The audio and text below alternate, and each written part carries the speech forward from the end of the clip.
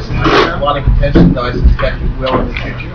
And we have 4 people here who have followed this issue closely, and one person in particular who probably did much to set the interest in the issue. That's Stella Harrison. I want to make a few general announcements first before we start. And I wonder if Ambassador Hopkins is here. He's coming from Georgia. We have 2 new additions to our South Asia program. Both are ambassadors. Ambassador Taki Hussain is our annual teaching fellow from Pakistan, and he is teaching a course with a fascinating title. It's Pakistan in the Eye of the Geostrategic Storm. Nice topic. It's a good course. And if any of you would like to audit it, I'm sure he'd be enjoying to have you sit in. He teaches the class from 2:15 to 4:15 on Thursday, and it's a class that's actually attracted a lot of interest, obviously, given the all things Pakistani these days. The other new addition to our South Asia program is Ambassador Syed Javed, until recently the Afghan ambassador to the U.S., and he will now be with us as a research fellow, and both of them will have open programs like this, probably starting next month, and then the 2 will have some programs together, given obviously Afghanistan and Pakistan interests that they have.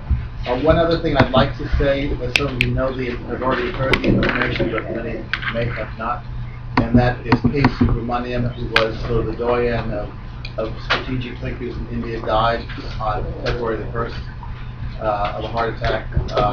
We are planning a memorial for him sometime in the near future, probably next week, and I'll let you know what the planning is on that. Many of you have met him, many of you have read his writings.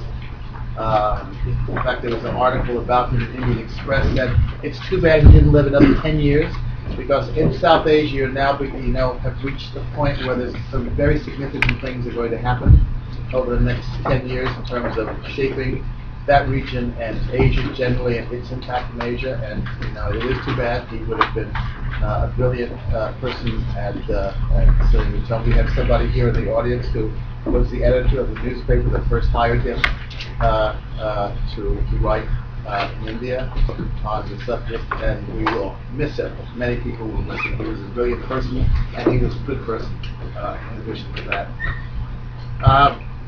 Today we, as I said, we address a topic that is gaining more interest because it has regional implications, it has economic, environmental implications, and it has implications in the area itself, and that is the Chinese involvement in some surprisingly significant, at least surprisingly to me, significant involvement in that northernmost reaches of Pakistan and Gilgit Baltistan, what had formerly been known as the Northern Territories of Kashmir.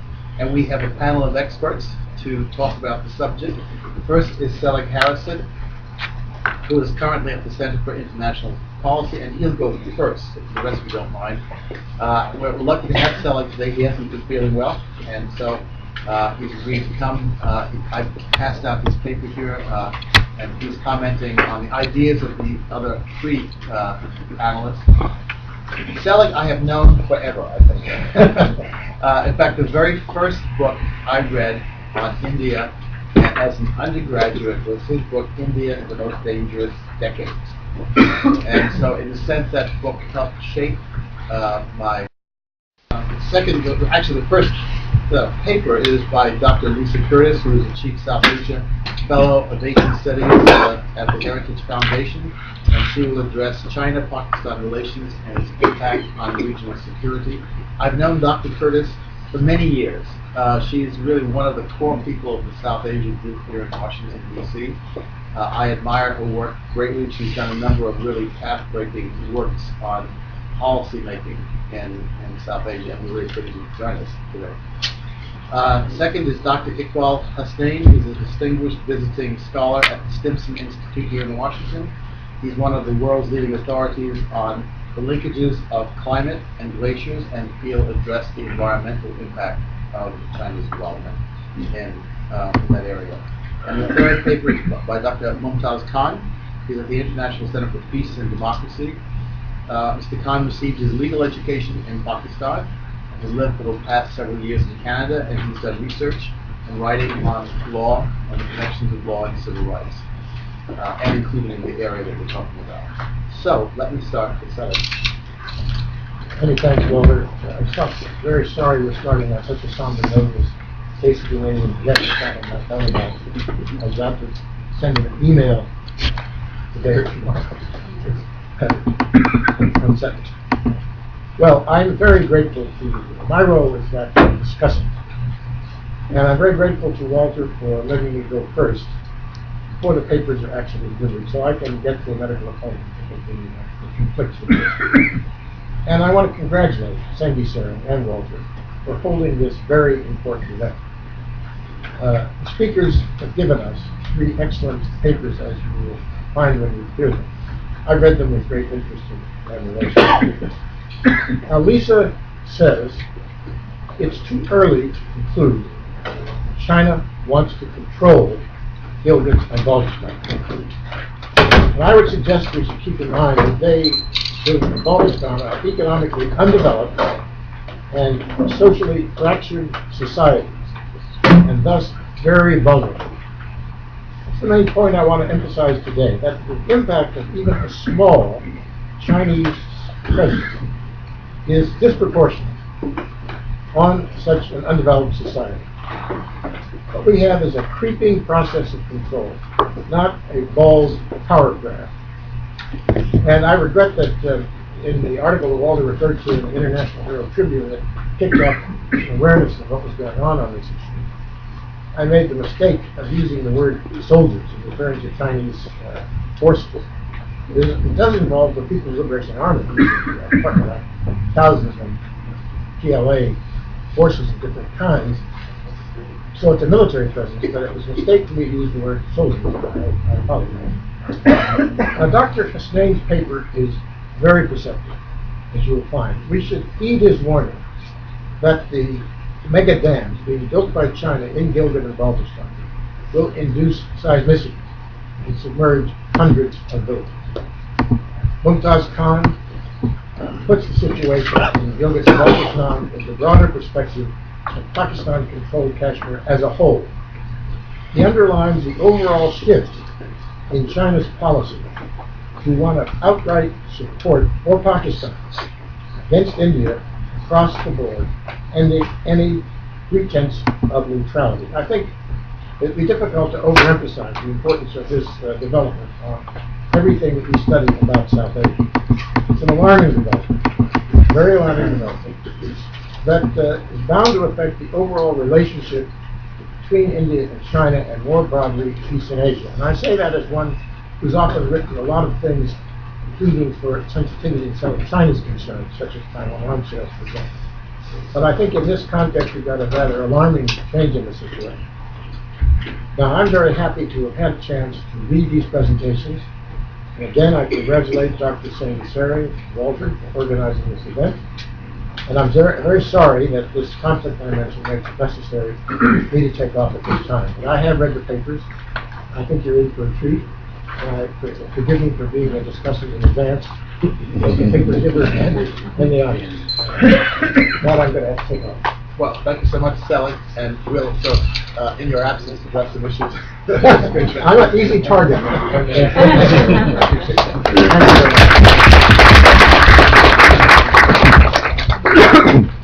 very much, Walter and Dr. Sandy Saren for inviting me here today. Yeah, so I want to thank Dr. Walter Anderson and Dr. Sandy Saren for inviting me here today to speak. Can everybody hear me okay? Good group. Thank you all also for making time to come out and hear this interesting discussion. Now, I had the good fortune of visiting this region. You can't hear me. That microphone is not working. Yeah, it's not working. Just for me. You're just going to have to talk louder. There's nothing going to, yeah. Okay. Okay. Thank you. All right, I'll try to raise my voice a little bit. I've had the good fortune of visiting this beautiful area now referred to as Gilgit Baltistan. When I went there 15 years ago, of course, it was referred to as the northern areas of Pakistan. I had the hope of being able to trek to the Baltoro Glacier. And I hope I wasn't able to do that because of my pressing responsibilities at the embassy, but I hope someday to fulfill that dream.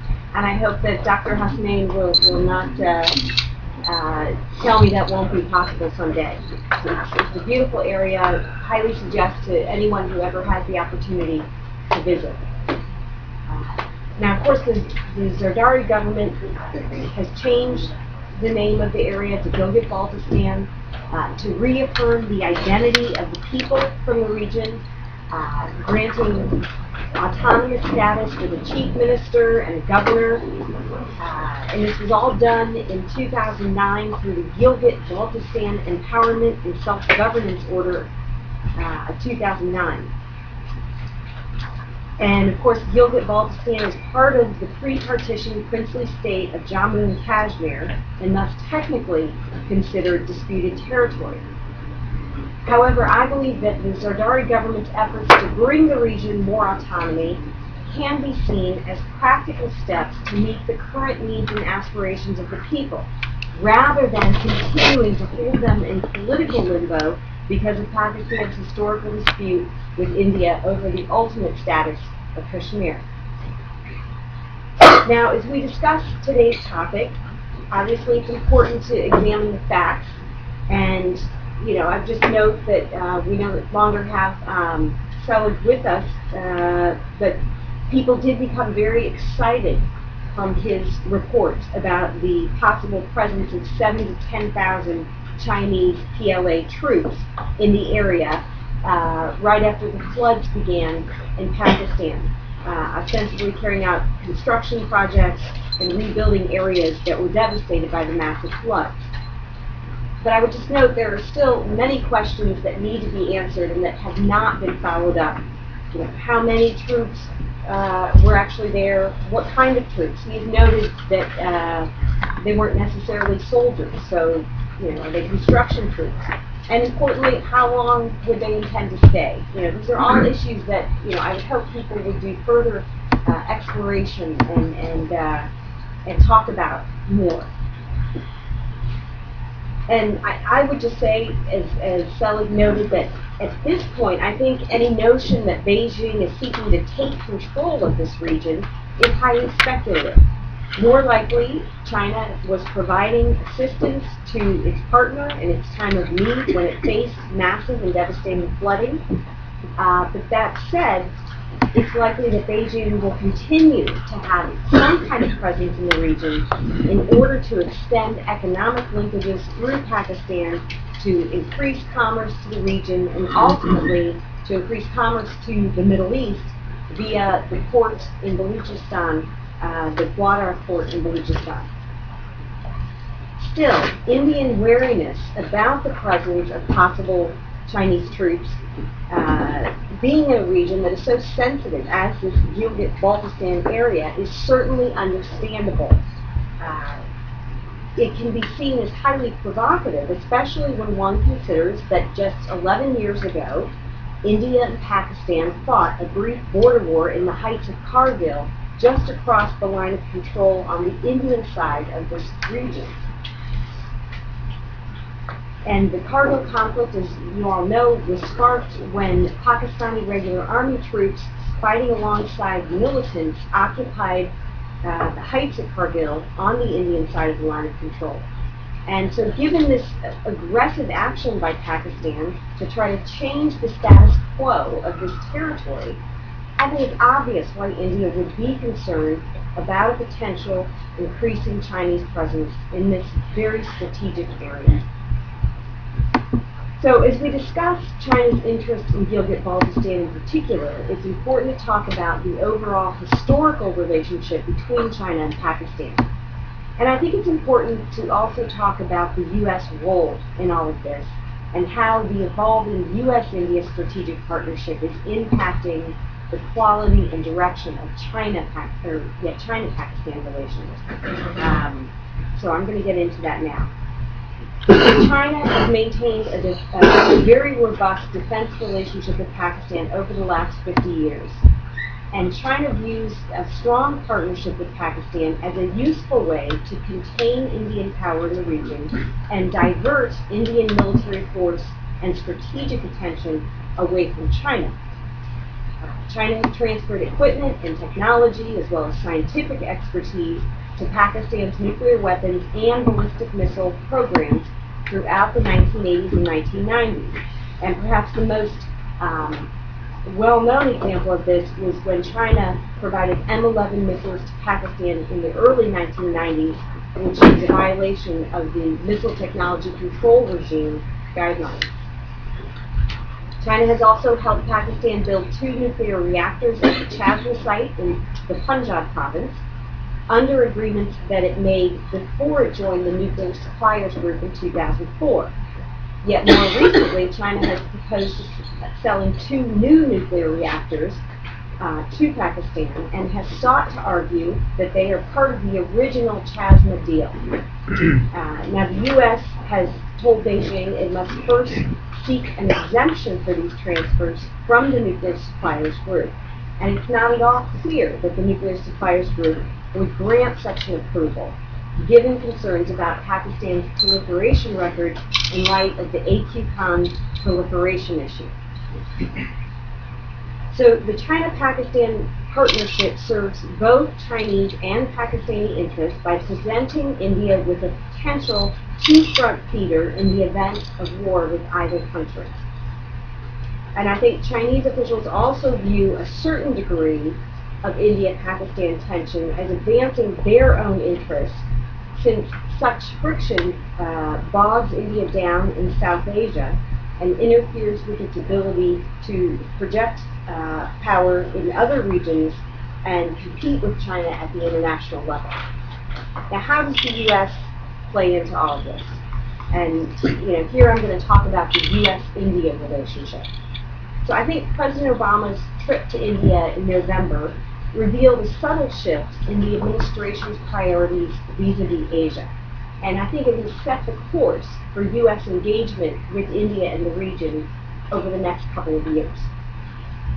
The symbolism of Obama visiting India as part of a 4-nation tour of Asian democracies is striking, in my opinion, especially when we recall that in the early days of the administration, several advisors in the Obama cabinet were advocating for a G2 model of global governance in which the U.S. and China would work closely together to solve world problems.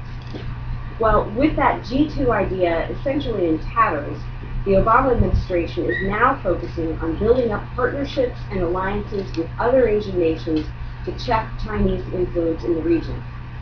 Thus, I think we are seeing an increasing convergence of interest between the U.S. and India when it comes to coping with China's military and economic ascent.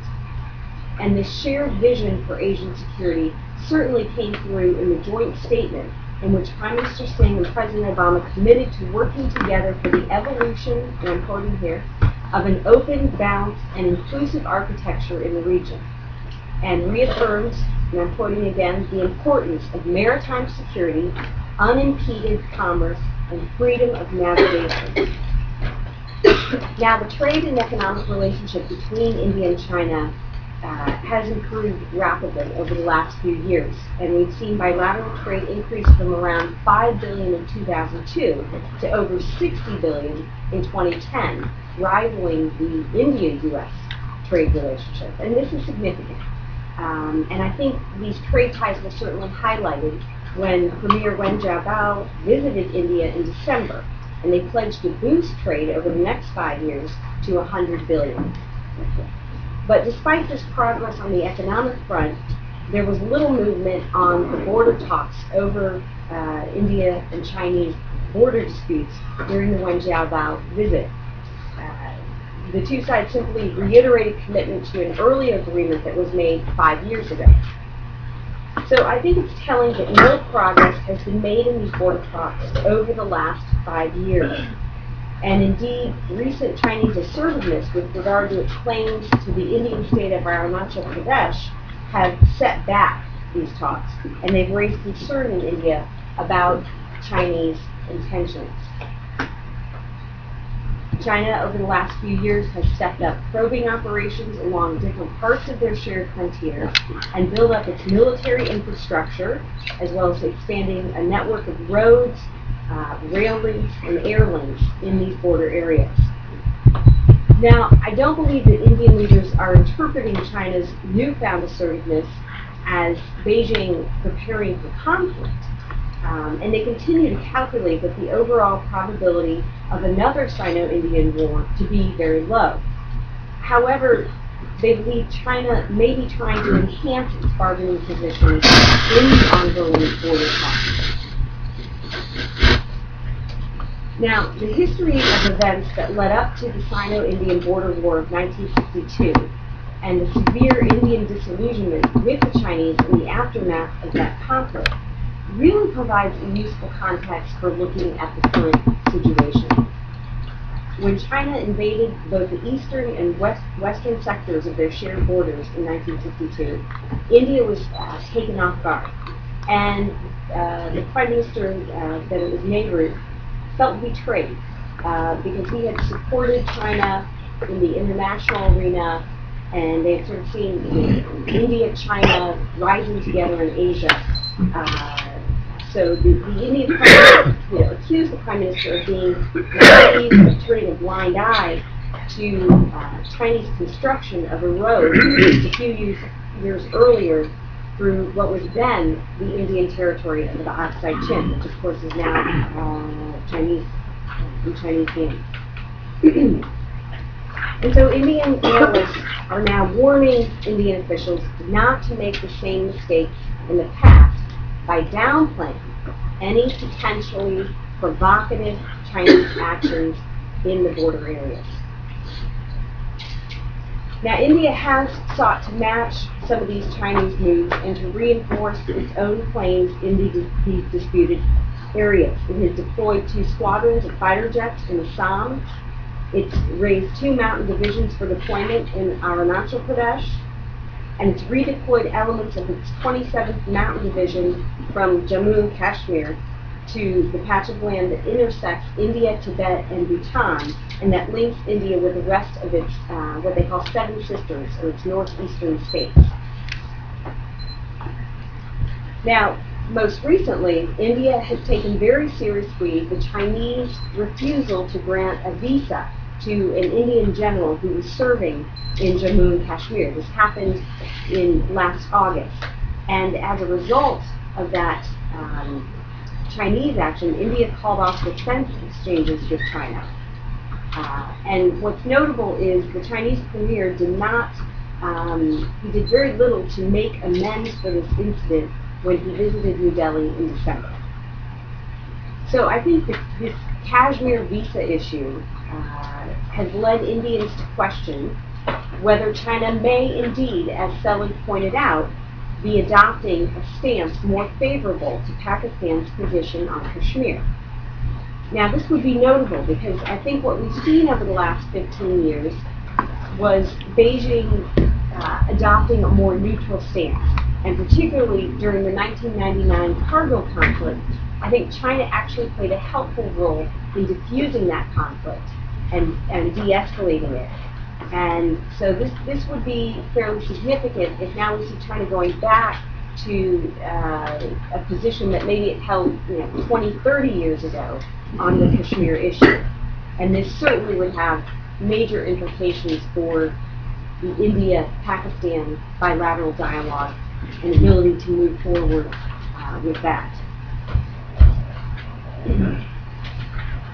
So by increasing the Chinese presence in Gilgit Baltistan, increasingly questioning Indian sovereignty over the areas of Jammu and Kashmir under its administration, the Chinese seem to be subtly upping the ante on India. And such brinksmanship is extremely unhelpful, especially since all 3 of these nations, India, Pakistan, and China, are obviously nuclear weapon states. So the U.S. will have to watch these developments very carefully and demand transparency from all countries involved to avoid any potential military escalation over this critical strategic area. Thank you very much.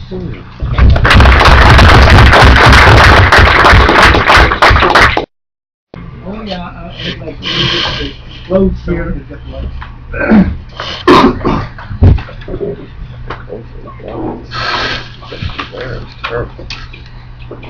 You don't have power control it. Pointer? Rahul, you have a pointer now? Did you ask me for one?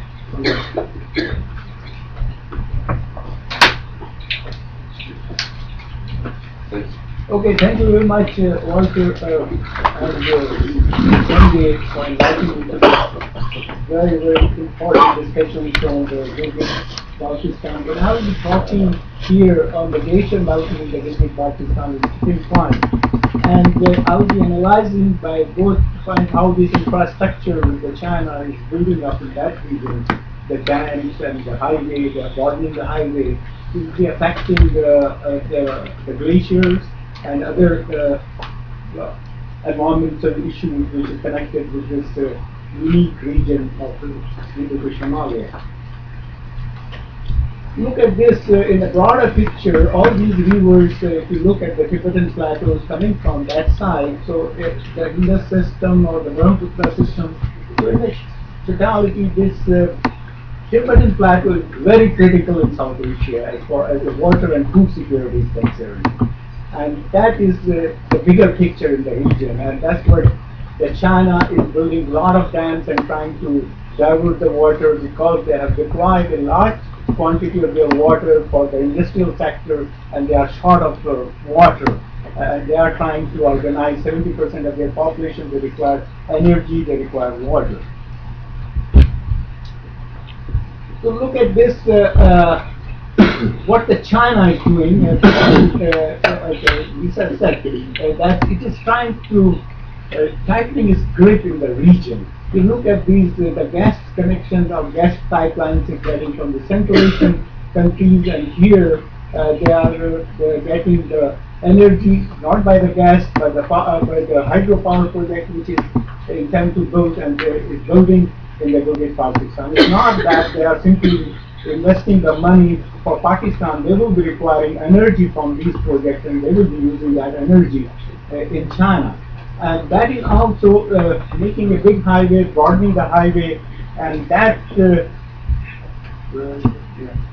broadening the highway through the Gilgit Baltistan region to make it more accessible to the Pakistani ports, and they can push their own goods to these Gulf countries and bring the oil from that. So they are trying to put pressure on India from all sides, but they require energy because of that they have developed and they are the second biggest economic power in the world. So and it will be very interesting now. They pushed America to the #2 position. They are the largest consumer of the energy and emitter of the black carbon and greenhouse gases. So the America is come at #2 position and the China has gone to #1 position. So that is their entire planning, and they are doing it very, very quietly and aggressively in this region. Look at this China's rise and action changing the structure of Asian geopolitics. There's no doubt about it. The new assertiveness and arrogance, unpredictable policies, total disconnect between People's Liberation Army and civilian rulers, and that has been very apparent here when the Secretary of State visited China, and it is well known here that in Gilgit Baltistan, China's main intention to assure unfettered road and rail access to Gulf to Pakistan, secure its Western Muslim province from Al Qaeda and Taliban, because they are also afraid about that, and they want to secure through this Pakistan linkages that they should not come and infiltrate in their region and create a problem as the rest of the region is facing. So, and then use the energy from the mega power projects. Look at this, the China, what they are doing on the Brahmaputra has already been said, but I'm not talking much about their transferring the water from this great band, and they have already started work. And when we visited India, And he refused to answer those questions. He said that we'll take care about India's interest protection. What way he will take care, nobody knows it. And they are building up many dams here on the Brahmaputra, and similarly on Mekong they are doing a lot of dam construction, and that is diverting the water. So in total, because I visited last time this entire region, the invitation of the Glacier Institute, Tibetan Glacier Institute in Lhasa and Beijing, and the director happened to be my friend, and he showed me the list of their totally 56 dams they are under construction for stopping the snow and ice melt. And the glaciers of this Tibetan plateau are receding at an alarming rate. This is Chinese study, not Indian studies or American studies, that by 2050, 70% of these glaciers will melt away because the temperature is rising in the Tibetan plateau. And the reason why it is rising, it is the black carbon and the greenhouse gases and the radiative forcing of dust and these BC black carbon is making this Tibetan plateau more moistened and heated up, and that's what the NASA's all models in the greenhouse facility say that this is elevated heat pump, and that is accelerating the whole melting process in the region. And the Chinese knows very well this thing happening. That's why they are trying to hold that water and divert that water. Look at these are the western routes what they are planning to take from the Tibetan plateau. Then they have other eastern and central routes where they are taking to the northern region. And all of you know that the Mao has talked about these water shortages at that time, and they say that we have to do something for the water. But at that time he was not considering. But he said that in one of the speeches that who controls Tibetan plateau control the Asian waters. So he has a vision about that thing, but at that time climate change was not that was an issue.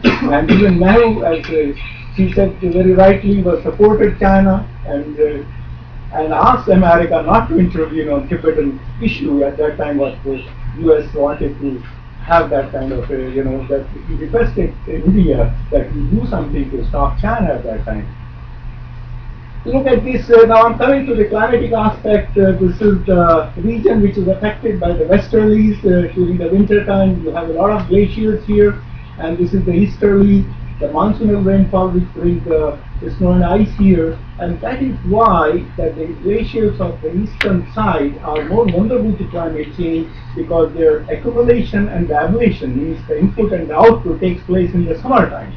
But here is just like a winter input and the summer output.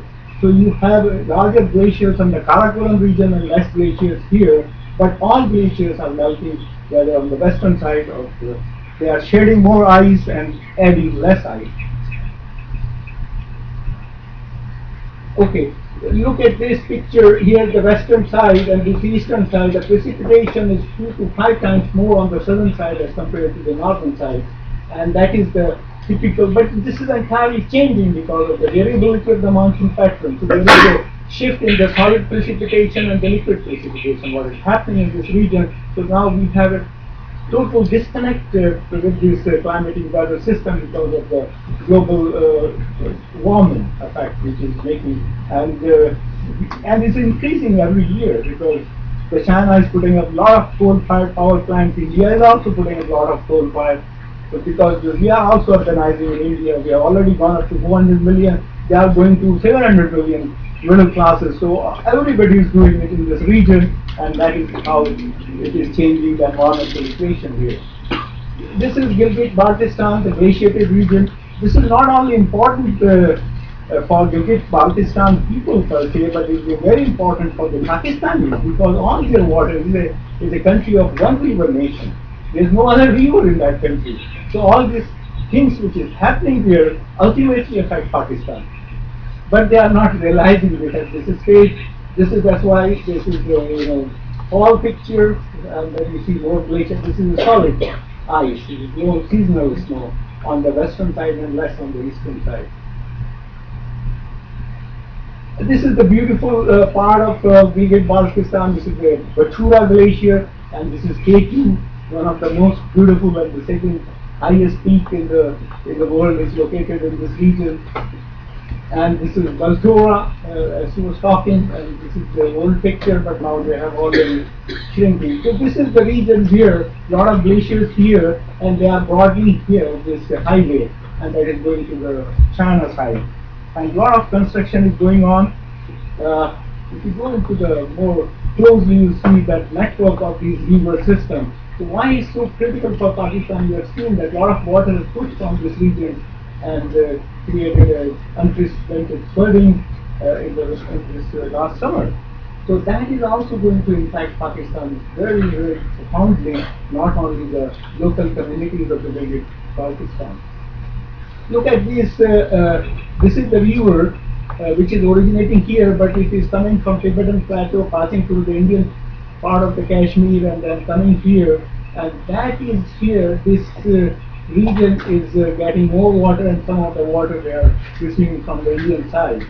And this is the picture which indicates that a lot of black carbon by the diesel truck, cement cement factories are there. There's a lot of army prisons in the high altitude of Himalaya, on the Karbala side and on the eastern side also, but more on the western side in the Kashmir. And a lot of these private trucks are used to push up their goods and whatever the things they require army, and that brings up a lot of black carbon in the higher Himalayan system. So recently UNEP report has come out with this, I think it will be released very shortly because I was the member, so I had an access to that report. It says that BC is driving significant warming and drought in this region. That is really scary. Nowhere in the world we have so much black carbon present as we see in South Asia. This is the Batura Glacier, picture taken by my friend who works in the University of Nebraska. And you see that this is a glacier lake here, which is on the top of that surface lake. And next, after some time, this glacier lake is vanishing. What happens that below the ice, some of the water is collected, and then it gives a hydrostatic pressure and pushes the ice forward. So that's what they call it a surging glacier. The glacier's mass is not increasing, glacier is not developing, but only surging forward. And sometimes it destroys this Karakoram highway also, because the ice comes and make it, and sometimes it backs out, and releases a flood wave. And that flood wave happened this year also. Many of the glaciers, subsurface glacial lakes, were burst out. There are some lakes which are on the top of the glacier. There are some big lakes which are formed below the ice, and then moves the snow and pushes, and then sometimes backs out, so that releases a big glacial lake, so big flood wave. This is in the Gilgit Glacier in the Karakoram, Pakistan, and that was the surface glacial lake formed like this, and that earlier I've shown it formed subglacial lakes are formed.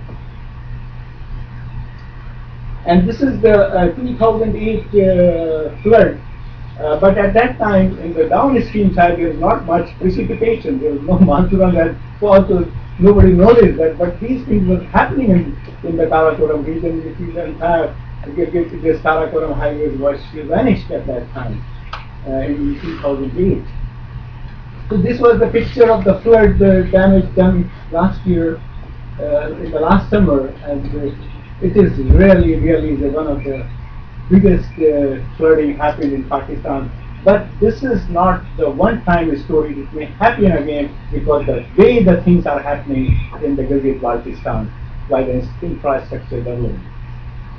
Look at here that they're developing. It's a very nice road and nice things they are making here, and similarly here they are making tunnels here in the mountain. And this entire area is very fragile, it's very mobile, and it's not a stable mountain system, so it may also change. But China is doing, because of their interest, they don't care about the local communities and the local countries. This is a very big dam. They have already started construction. It's known as the dam of Bhacha Dam, and that is the picture. You see that this kind of dams are not suited for that region, because you should have one of the river water kind of a dam. And here, once the water, the reservoir was built up and filled up to the capacity, then what will happen that it will reduce earthquakes or new seismicity in the fractures and the fault lines, and that will create a big disaster, not only for the region but for the Pakistanis also, which they are not aware because they are busy in other things these days. Look at these axes of the dam, and then the tunnel portals which are being to take the water for running their turbines and all that kind of thing. This is on the Indus River. This is the big highway which will be widening and bring large quantities of the Chinese goods to the Pakistani ports and then transfer to the Gulf region. This is the Chinese PLA here, and then you see a lot of Chinese. Whatever the money they are giving, not to the Pakistan government, their own companies are working, their own laborers are working, their own engineers are working. The Pakistanis in some of the regions are not allowed to visit also in certain areas. So it is a complete takeover of that region.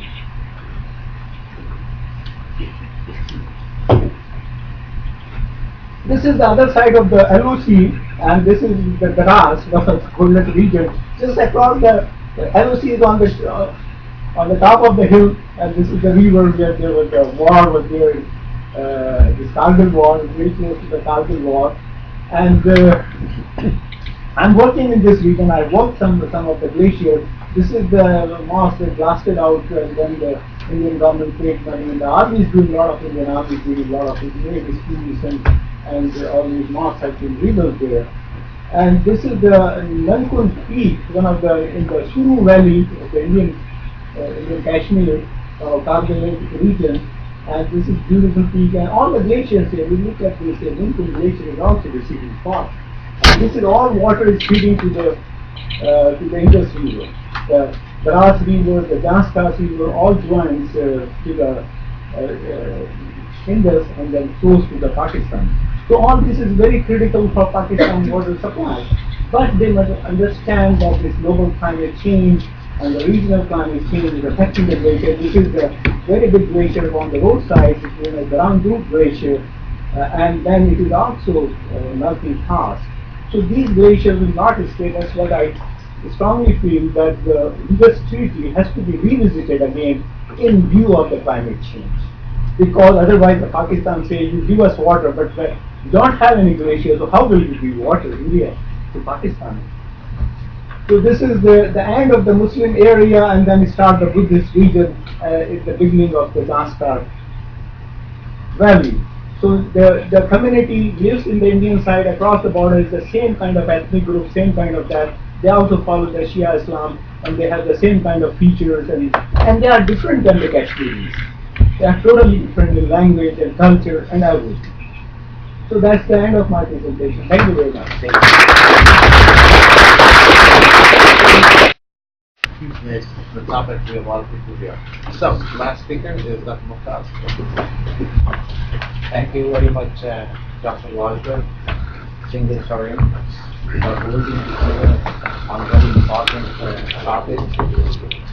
I am originally from that region, and let me make one correction. I'm not doctor, just because.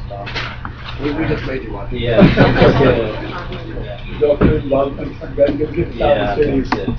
So I might have a different perspective on what my other speakers have mentioned in their speeches.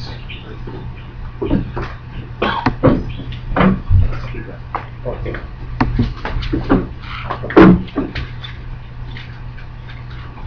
The focus of this discussion is to find out the underlying motive of the China's policy to maintain thousands of personnel in the disputed territories of formerly enslaved state of Jammu and Kashmir, now as a Gilgit Baltistan and Azad Kashmir. Excuse me, it's very difficult to hear at this end of the Would you table. speak louder, please, and look this way? Oh, yeah, you want to sit? They'll see you. Shift the microphone, please. It's not working. No, the other one. Oh, the other one, okay. The camera, man. Okay.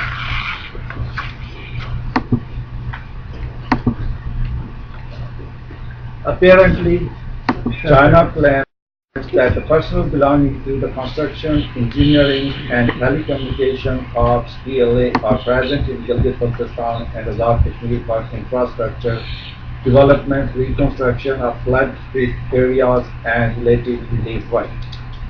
Associated Press of Pakistan quoted Brigadier Masood Ahmed, the Chief of Staff of Earthquake Reconstruction and Rehabilitation Authority, who stated that with allocation of 6 billion rupees, China has started construction of 14 projects in Azad, Jammu and Kashmir, and other US $190 million will be spent on the construction of 43 roads and bridges and 61 other infrastructure development projects in district Zafrabad.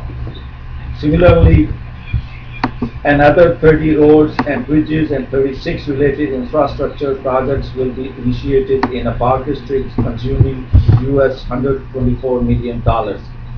In District Rawalakot, US $39 million are earmarked for the 15 roads and the bridges for 5 other infrastructure development projects. These are in addition almost $2 billion which are being spent on the construction of dams and runoff river hydel project in Zafrabad district.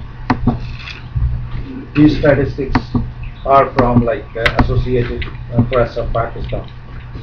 Analysts who observe Pakistan's security policy connected to these disputed areas would agree with me that in past 6 decades, Islamabad has never allowed even its own national construction companies, let alone Western companies, to undertake any such projects in Gilgit Baltistan or Azad Kashmir, expressing security concerns associated with the nature of dispute with India.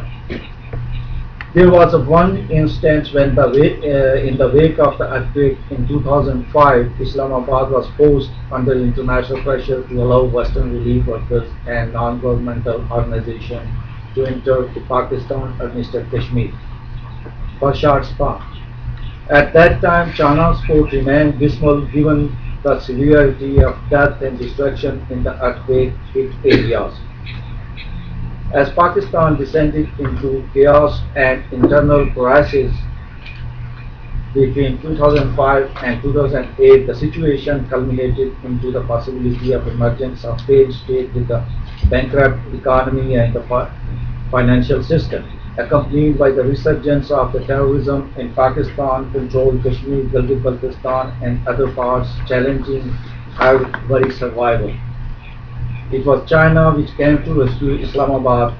The situation became even more challenging as India was making fast progress in the field of economic and military development. The situation forced Chinese policy makers to reassess their policy of containing or encircling India, on which Sino-Pakistan alliance is premised. China-Pakistan relations date back to 1962 when both countries entered a provisional border demarcation soon after the Sino-Indian War, and the timing are self-explanatory regarding the motives of Sino-Pakistan alliance. The subsequent political developments, China's moral support forced Pakistan to have a belligerent posture during 1963 and 64 Indo-Pakistan dialogue, and that culminated into 1965 war. China remained an ardent supporter and major supplier of weapons to Pakistan throughout these years. It played a vital role in weaponization and nuclearization of Pakistan in order to provide country's military with stability and self-esteem, especially in the wake of dismemberment of Pakistan and birth of Bangladesh. The situation forced Pakistan to remain hostage to China's policy and resist every attempt to normalize her relations with India. On the other hand, China has normalized its relations with India given her ambitions to rise as Asia's economic giant. It is important to state that during the 80s and 90s until the turn of the century, China maintained neutral position on Kashmir dispute and also refused to openly support Pakistan during the Kargil war. The departure in Chinese policy of neutrality in Kashmir was witnessed in the middle of 2010 when Pakistan and India, under Musharraf and Manmohan Singh governments, made significant progress on the Kashmir issue. It is, important that when India and Pakistan were making the progress on that conflict, China, there was a shift witnessed in China's policy, and that needs to be understood in that context. It was 2010. In 2010, China also showed support for the international banned jihadi organization groups like Lashkar-e-Taiba when they opposed and threatened to veto the Security Council resolution to ban the jihadi organization. Chinese decision to shed its neutrality on Kashmir issue and adopt pro-Pak tilt came at a time when India and Pakistan had succeeded to undertake historic confidence-building measures and had agreed on major points to resolve the issue, something that General Musharraf and his Foreign Minister Khurshid Kasuri acknowledged during their interviews with different media outlets. The above scenario explains that China has vested interest in keeping India-Pakistan political crisis growing. The situation helps China use Pakistan as a proxy to engage India. In Asia, especially as US-India strategic relations deepen with the passage of time and Pakistan is threatened with the lack of stability and possible breakup. The situation also threatens China's ambition of emerging as the world power.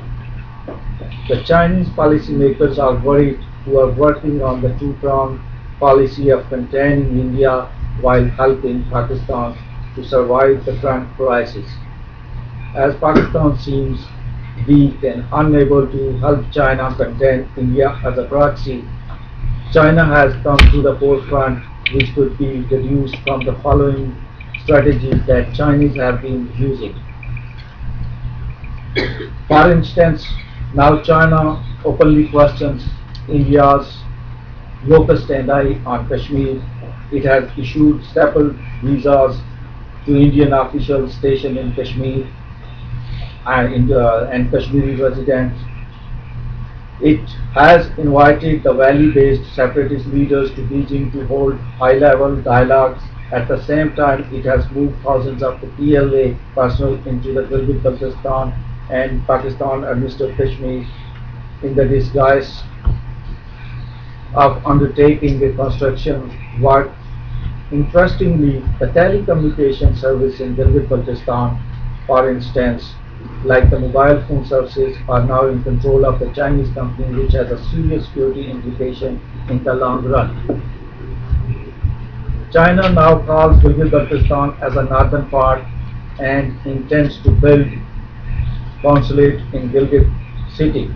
China now calls the Shaksgam and the Rastam valleys as her integral part, which according to the 1963 border agreement with the Pakistan were termed as a part of Kashmir and subjected to renegotiations.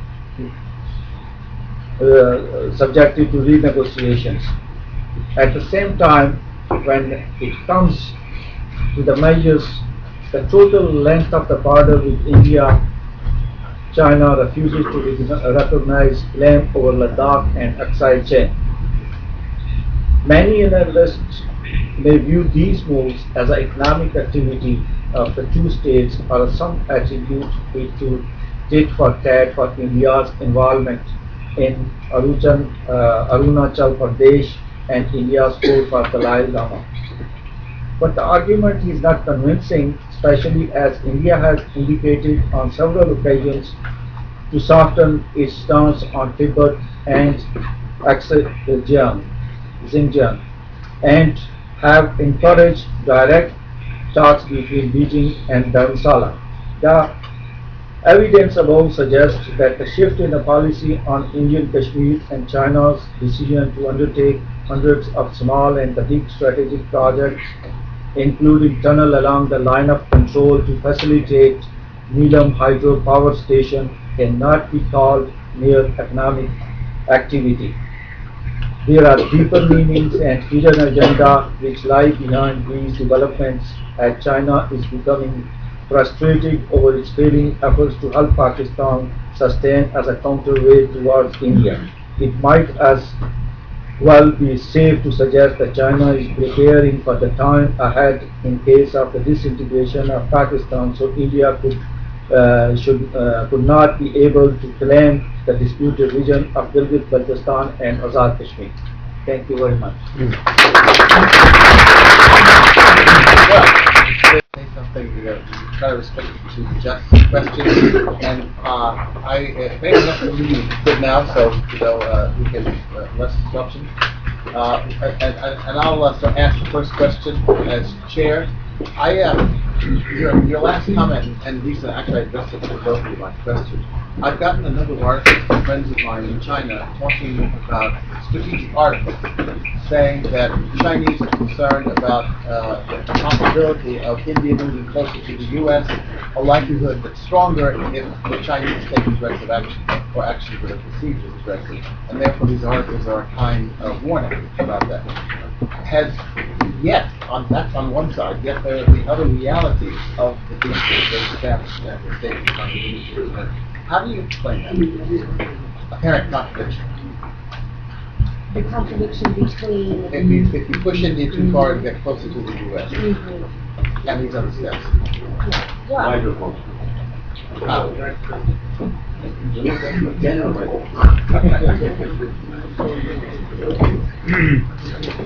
Well, I think that's a very interesting question, and I think that, we really can't say that, we've seen the end of the dance here. We've certainly made the case that it does appear that China may be shifting its position on Kashmir slightly, and whether that relates in some way to Tibet or India's growing relationship with the U.S., I think it's quite difficult to say. And that's why I think it leaves India in a difficult position, because on the one hand, they don't want to underestimate any Chinese assertiveness. And I think we can safely say that we have seen more assertiveness from China on the border issues in the last 4 to 5 years. They don't want to underestimate that, but at the same time, they don't want to provoke the situation either. So I think we see them very carefully trying to manage the relationship with China, and it's going to be challenging as India grows and emerges and has more influence in Asia and beyond. India and China will naturally bump up against each other, and so we'll see this increase in competition. But I do think it's interesting that 5 or 6 years ago, people were using the phrase Chindia and wondering if we would see this more cooperation between China and India, and sort of the Asian resurgence where the two were on the same side, so to speak. And you just really don't hear that reference anymore. And you hear more about this competition. And, I think it should be seen in light of other things that China is doing with regard to its relations with Japan and the seas on its periphery. So I think, that this needs to be assessed and looked at. And it may look contradictory, but at the same time, I think it's a constant calibration and management of the relationship. And that's why I said it was surprising that we didn't see the Chinese premier trying to tamp down the issue of the staple visas and the refusal of the visa to the Indian general serving in Kashmir. Because this clearly was a major issue for India. And so I would have expected to see some calming of that situation. For the questions, you could give me your names and then ask questions here. One here, one there. Okay, welcome everybody. And Luis Descendant. Very interesting presentation.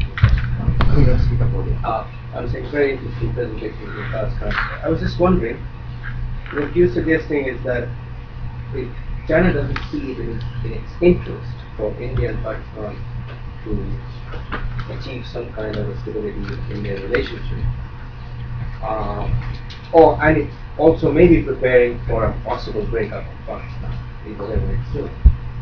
What is the reaction on the Pakistan side to this? Is there a realization that this might be happening both at the civilian and at the military level? Is the military, what's the thinking of the military on this issue, or does it seem to appreciate the fact that it has China as a strong supporter and as a possible bulwark against even the US after Afghanistan,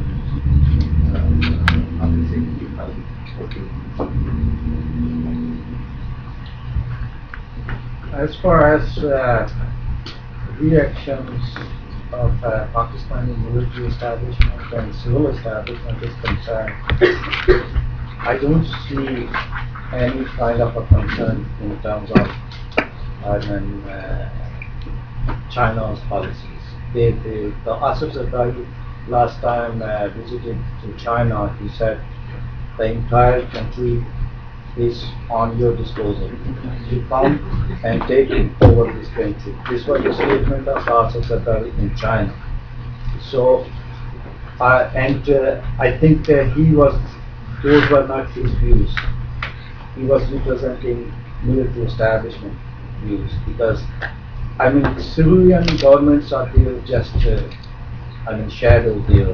They don't really exist, and in that situation we might have witnessed that during the 26/11 event, how the civilian government has to back from their statements.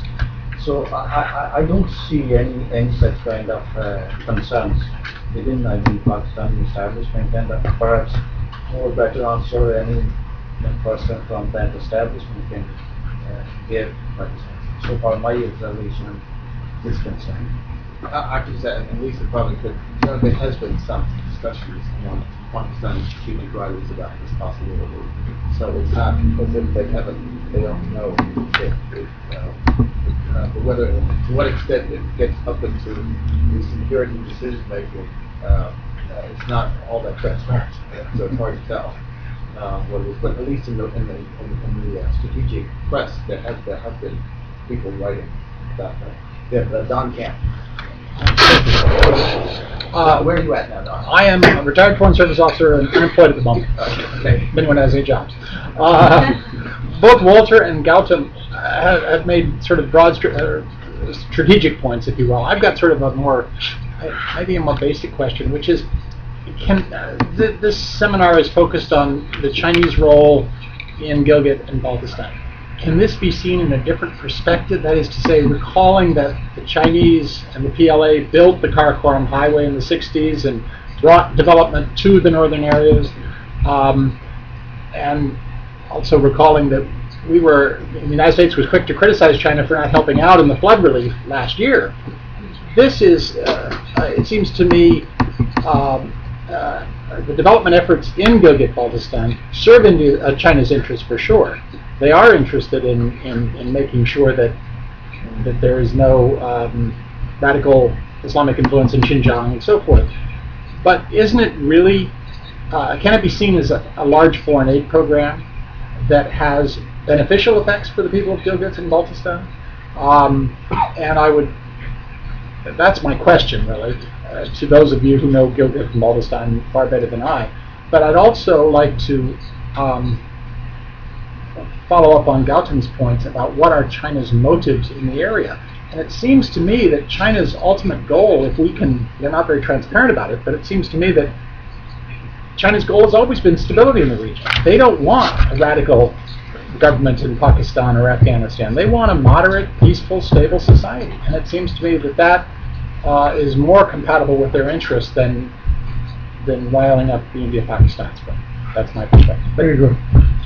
Would like to respond to that. Yeah, I think I made that point in my presentation, that China is helping a friend in need, and we all saw how devastating this massive flood embrace from Pakistan. And you're right, the U.S. has tried to look to China to help, not only in Pakistan, to help stabilize the situation there and provide development assistance, but also Afghanistan. So I think we have to address that aspect. And another point that I raised in my presentation, I want to reiterate, because again, it gets to the people in the region and their welfare. This granting more autonomy to the people there, I think is really quite interesting, because when I lived in Pakistan 15 years ago and we traveled around these areas, they would say, we're forgotten about up here. And they're only looking at this sort of geopolitical dispute with India over the status of Kashmir, and therefore don't want to really deal with the here and now day-to-day issues that we're facing. So I see that as relatively positive, the fact that they're looking at granting autonomy, getting people more involved in the local governing structures of that region, sort of opening it up, so to speak. So I do think that we have to look also, what's the impact of the people in the region, both politically and from the economic standpoint, because obviously if the Chinese are building rails and dams, that's going to have some positive impacts for the people in the region. That's going to bring in more commerce for them and more activity, jobs, etc. Let's see. Thank you. Wait, do you want to say something? Yeah, Oh, I sorry. just want to say that in terms of economic point of view, you might be right. But what I have even raised in my this paper, that the timing that China chose to enter into, send its personnel into Gilgit Baltistan and Azad Kashmir, and the shift in the China's policy on Kashmir vis-a-vis India, indicates that it has some other strategic, interests and designs as well, that you have to keep in mind. Yeah, thank you. Great, wonderful subject. Something that doesn't get any. Masood Aziz, the former diplomat for Afghanistan. Sorry. This is something that's not often talked about, so thank you for putting it together, Walter and Saiz and the panelists. This is obviously a hugely complex region. No matter how we look at it, the dimensions are so, whether it's geopolitical, political, economic, environmental, and others. And the underlying theme, I guess, I see is the rise of China. That is really the changing factor in everything that was discussed. I guess I don't see as much issues between India and China as there were in the 60s and 70s anymore as much, because of this evolving economic relationship between them. China is the largest export country for India. $60 billion in trade. They just set up a target of $100 billion in just a couple of years, and they're going to certainly surpass that. So there's one thing, even though, being from the region, understanding like some of the complexities, there is still something that I'm trying to understand about what was just talked about Gilgit, that I'm not quite sure if I understand. The Chinese were invited by Pakistan into Gilgit, weren't they? I mean, isn't this an invitation, a cooperation between China and Pakistan to develop this region and link the economic situation in doing that?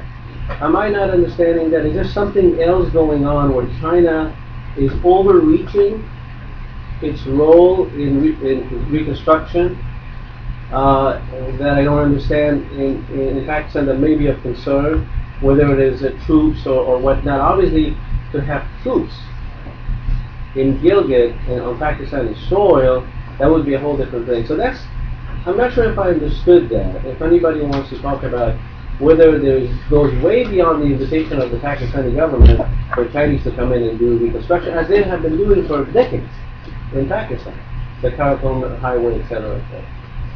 I think you addressed that. Yeah, I think what maybe you're missing is the context and the history, and yet, the Kargil conflict which took place. in this area. You know, Pakistani troops taking over the heights of Kargil, having a brief border war. The U.S. had to get involved. They were worried about its escalating to nuclear level. So, you know, you can understand Indian wariness about, you know, if there really are 10,000 Chinese troops that are all of a sudden showing up in this region. And But is it are they troops or not? well, that's what I said. I think we need to do more exploration of this. There's PLA, but the PLA does get involved in rail construction in particular. They have specific troops that are dedicated to rail construction. So we just need to find out more information about this.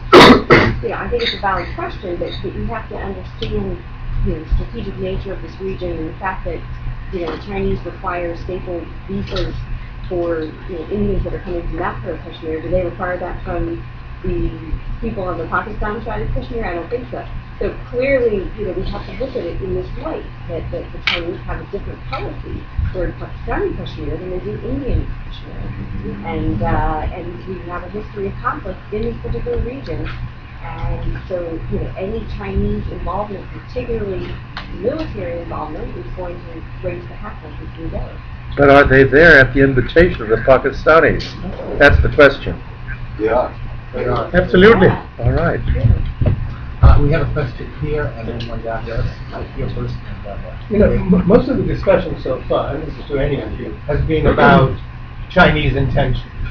And it seems to me that one of the additional important issues that's opened up by Dr. Hasnain's presentation is sort of the more objective question of the effects, the unintended consequences of infrastructure development in a very fragile ecosystem.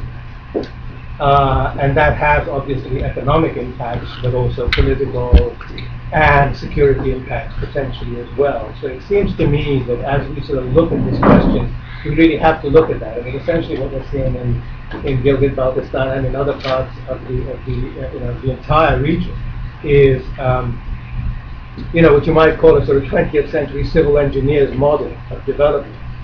And the question becomes, is that appropriate at all in the world anywhere, but particularly in this kind of fragile ecosystem? And I think a lot of the data that Dr. Hasnain presented suggests that there's certainly room for discussion there.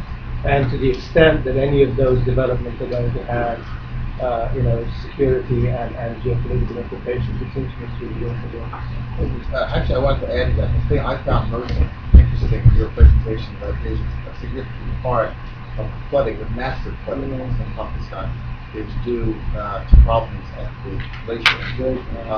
And if that's the case, that's something that really India, China, and Pakistan need to cooperate in terms of what they do.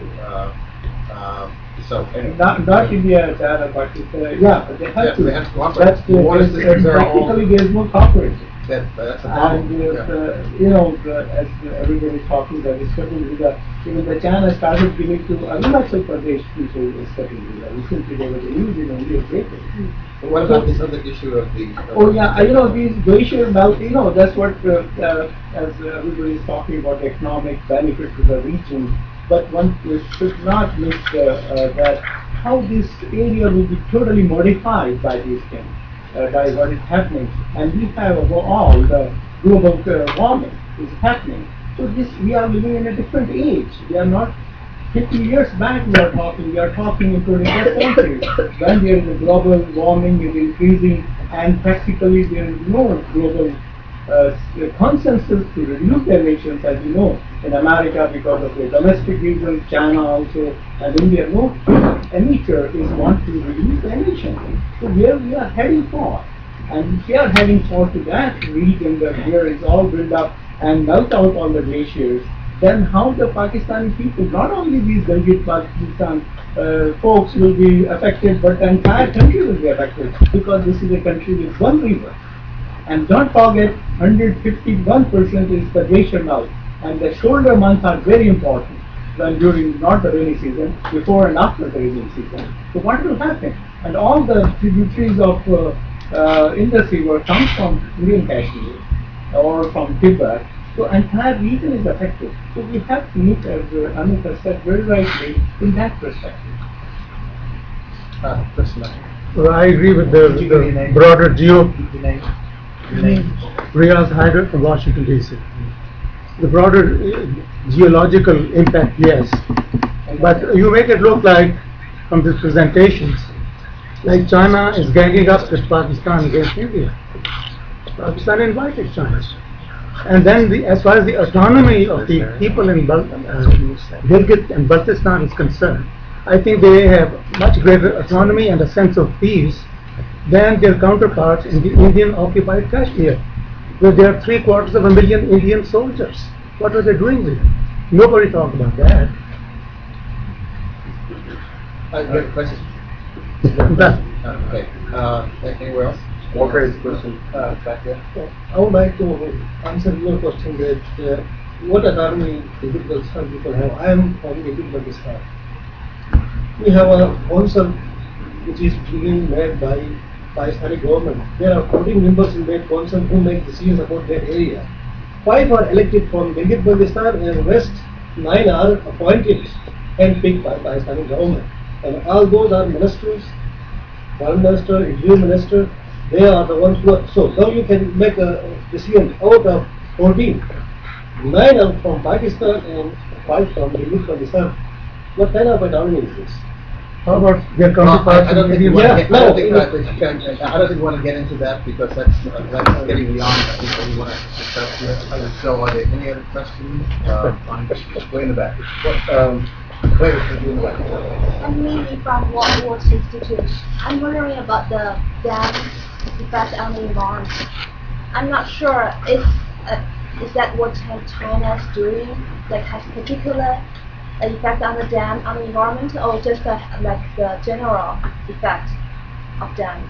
Also, the other question is, how can China control the electricity generated by the dam just by construction? Not controlling the electricity, because the entire project is done by the funding by the Pakistanis, the engineers are covered, the Chinese, and everything is by the Chinese. So they will be taking that energy, a part of that electricity, to their region, and that is very critical for China because they need a lot of energy. As the way they are totally urbanizing the population of China. So that is where they are bringing the gas from Central Asia. Why you ask? Why they are bringing the gas from Central Asia? So similarly, they want hydropower energy from this region. So that is the only source. Here they can't get a gas from Pakistan. They are getting gas from Central Asia, the hydropower from Gilgit Baltistan, so they will supplement all their requirements, and they are doing it. So you are saying besides those dams, and China is also building some grid transmission, transmit those electricity to China right now? Of course, they will do. Okay. They will do it. And not only, many other countries say India is financing and Bhutan, so we are taking that electricity to India. Okay. And similarly, the China is doing to Gilgit Baltistan. So that is the thing is because India requires a lot of energy, and China requires more than India, and that's what they are doing it. So that's what they are constructing the whole big project there. And another effect is that reservoirs they are making with these dams. It's not a run-of-the-river kind of a project. So that will create a lot of environmental problem on the induced seismicity will trigger an earthquake in the entire region. So, but they are not bothering about that at this point of time. Thank you. Any other back here? My name is Salman. I'm a diplomat from Pakistan. I just wanted to add on this one point on the Amir Pasha Dam. China is definitely one of the contributors, but then funding is also being asked of the World Bank, the ADB, and I'm sure that environmental impact assessment would be forthcoming before the actual construction work begins. So I'm sure that these are very valid concerns, but they would definitely be accounted for when the construction actually takes place. And one would hope, because any seismic calamity, the area already is seismically quite active. 2005 was a very bad earthquake, and then the flooding last year. So one has to be very careful. I'm sure that this would be a very major consideration whenever the construction actually begins. So one would hope that is factored in properly, and I'm sure that it's taken care of. That was the one point that I wanted to. Because this is a secret because I've gone also in the papers, this World Bank has refused to finance this data. They say that with the secret region they don't finance any data. That's true, in fact. The World Bank has, I know we've gone through that project. I'm not sure about the ADB. Yeah, there are actually, other than the World Bank, also the ADB, also there is some discussion which is going on. There are some other multilateral donors we are working with. We also work with the US government, and the USAID might come in also. But at this stage, like I said, I'm not privy to the entire details of it actually, but I do know that there is some discussion going on. And more importantly, what I wanted to stress here was the environmental impact assessment. That will definitely. Actually, I think that issue is combined with what Dr. Hopkins and others have talked about. It really calls for some kind of regional cooperation. Water is critical for China and for all the countries here. They really have no mechanism to do this. They really need a mechanism. Too bad, Daniel, I still would say maybe it's the word we get through, but somebody really should. This is an issue of importance. I mean, it's really critically important. There be some mechanism. This is important, and it gets beyond sort of the narrower political questions to the larger economic development questions. There was another question back there. I saw a hand back there somewhere. Yeah. If you don't mind, I just want to answer Don Kemp's comment. I don't think he got the answer for his. I'm Singh Seri from Institute for Gilgit Baltistan, and I belong to Baltistan. When you talk about development and its prospects, the benefits to the common people, apparently on the surface it looks like building a dam is a really good thing. It's going to bring a lot of jobs and services. But we have to really understand that Pakistani government, including the Minister for Communication, Minister for Water and Power, Minister for Kashmir Affairs, and the governor, they all have made very clear that Gilgit Baltistan is a disputed territory. It is not going to get any monetary benefit from the dam. So 110 kilometers of the land will be inundated. All the graveyards and the ancestral villages will be inundated.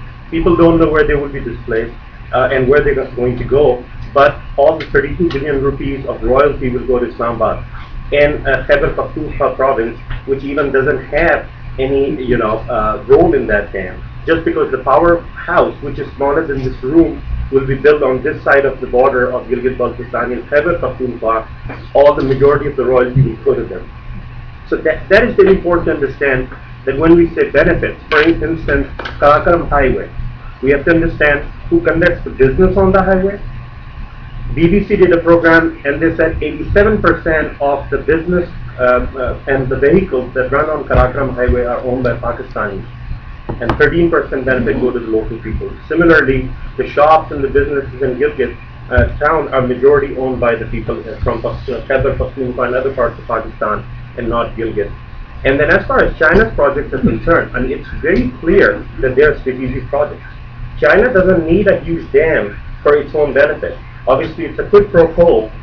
I heard you saying that it is Pakistan who invited China, but we have to understand how much price China is paying in monetary terms to appease Pakistan.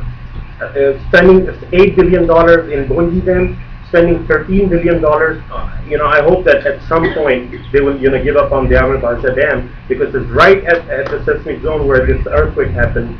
And there's continuous movement going on, and I have traveled on this road, and there's rocks falling all the time. So, I mean, if China is spending more than $20 billion on dams, which is not going to benefit Xinjiang or Tibet, it is a quid pro quo. It is sort of like getting this appeasement, and in return, China is going to get strategic benefits to access Afghanistan and Iran through Pakistan. So I think these are very broader implications that we need to keep in mind.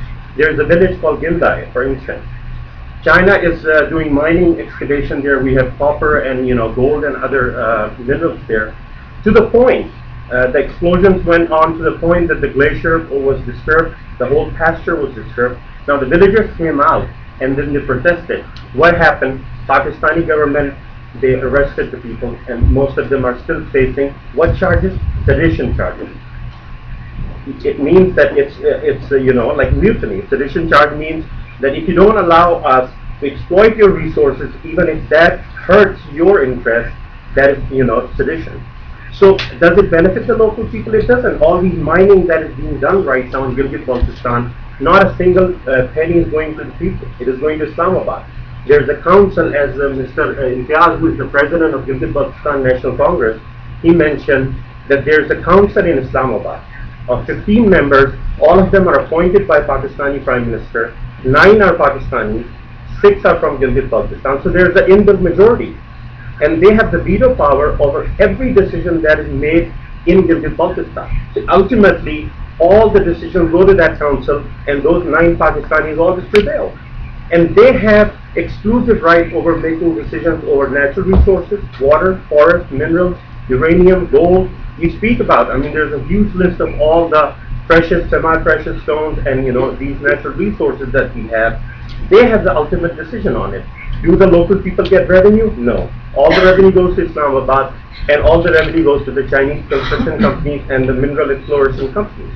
So I think we have to do more research whether the local people are benefiting, and if not, then these huge mega projects should not come at the cost of environmental concerns and the concern of the livelihood of the local people. Thank you. I think your comment brings a point in terms of the discussion here that we are thinking of here at SICE, and maybe we can cooperate with Heritage on this, is have a conference on the issues of development and environment and politics, just as you mentioned. And I think that more attention needs to be paid. I can take to take the Indian example where there are issues as well. Particularly if you look at the mountainous area where a Maoist movement, which is a resistance movement, has developed in part because of development without taking the local population into consideration because of economic growth.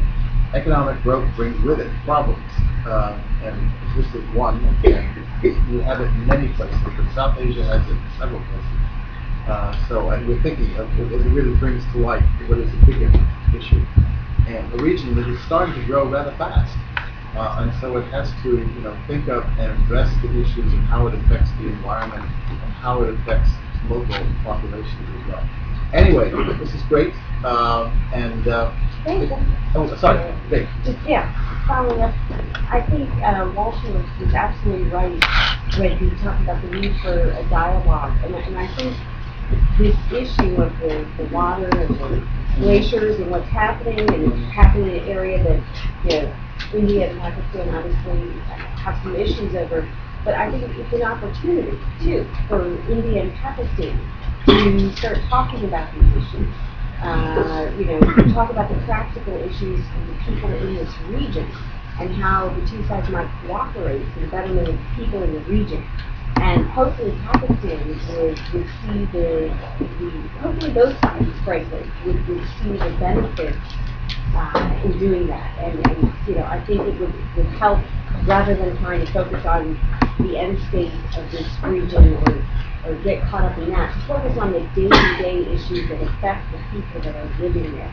So hopefully something like this would come up when we have the foreign secretaries, the India and Pakistan foreign secretaries are supposed to meet next week, I believe, on the fringes of the SARC dialogue. I can't think of a better issue they're also coming to the to US. start things up. They're coming to the US as well at the end of February. So they'll have opportunities to do so. Anyway, sorry. Just adding to Mr. Singh's point, in terms of whether these projects are benefiting local people, involving them or not, we have an instance of the Bangladesh, which was built in Azad Kashmir in 1964. And so, they did not pay single penny royalty to the government of Azad Kashmir. And finally, in 2005, when Pakistan failed to build the Calabar Dam within Pakistan because of the objection from all three provinces in Balochistan and the Pakhtunkhwa, so it has decided to extend that Mangla Dam again. As a result of that, there was a protest in Mirpur and entire Azad Kashmir that Pakistan has already displaced like over 80,000 pennies when it built the Mangla Dam in 1964, but government of Azad Kashmir is not receiving any penny because it's not a member of that mutual economic council they have within 4 provinces, neither Gilgit Baltistan nor Azad Kashmir. And the government of Punjab claimed the royalty of the Azad Kashmir Mangla Dam because they sit there and they say, since they are not a member of this council, so we have a claim to make this claim. So as a result of that, when pressure was built and Pakistan was unable to expand that Bangla Dam, so they had to sit with the Azad Kashmir government and they agreed that okay, we will pay you royalty. And if you compare the royalty they are paying the government of the Pakhtunkhwa for the Karbala Dam, it is not 5% of the royalty still. So I mean it is very much right. It's not for the empowerment of the local regions or the people. And unless you involve the local people in decision making, and even I forgot, he has mentioned, he was comparing to Indian Kashmir and Azad Kashmir. There are 4 layers of the control in Azad Kashmir. Head of police cannot be from Azad Kashmir, chief secretary cannot be from Azad Kashmir, finance secretary cannot be from Azad Kashmir, chartered accountant general cannot be from Azad Kashmir. You name any head of the department. And then Mr. Kashmir appears next, and then OG's the general based in Murray, and on the top of that Kashmir Council that controls 52 subjects out of 56 subjects, and which has disproportionate majority in that council. So you have to keep in mind that the people are neglected, region is neglected and marginalized, and they are not taken into account while they are making any decision on these projects and on all these things. And Mr. Masood Aziz was saying, and that's what I was referring, that when we are talking about the China's connection in this, the China's shift on the policy when India and Pakistan are seriously negotiating and making progress, and China is departing from its neutrality and taking pro-Pakistan stance. What that indicates? That it is not supporting those negotiations. So this has to be. That's a debatable point, but I won't get into it now. It's time to Very debatable. So anyway, I want to thank the panel. As you can see, we could go on for another 2 hours, but we can't. So thank you very much.